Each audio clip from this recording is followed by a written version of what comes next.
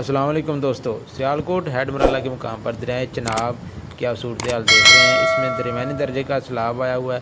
محکمہ اریگیشن اور rescue 1122 high alert ہے اس وقت، اور سیالکوٹ اریگیشن ذرائع کے مطابق ہیڈ مرالہ کے مقام پر دریائے چناب میں پانی کی سطح میں مسلسل اضافہ ہو رہا ہے۔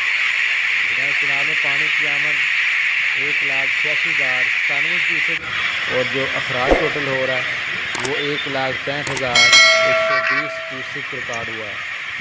اور چناب سے گزرنے میں مزید دو دریا جو جموں توی ہیں، جموں توی میں 17,298 کیوسک اور دریائے منور توی جو ہے اس میں 6,738 کیوسک پانی کی آمد جاری ہے۔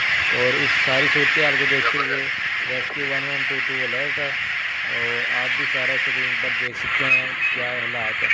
اور بدوات کے مقام پر پانی کی سطح میں مسلسل اضافہ ہو رہا ہے۔ ڈپٹی کمشنر جو سیالکوٹ کے ہیں عدنان محمود اوان، انہوں نے سارے علاقے کو الرٹ کر دیا، اور جو سیالکوٹ سے ساتھ ساتھ ایریا صالح پور پٹوال سمیت نواحی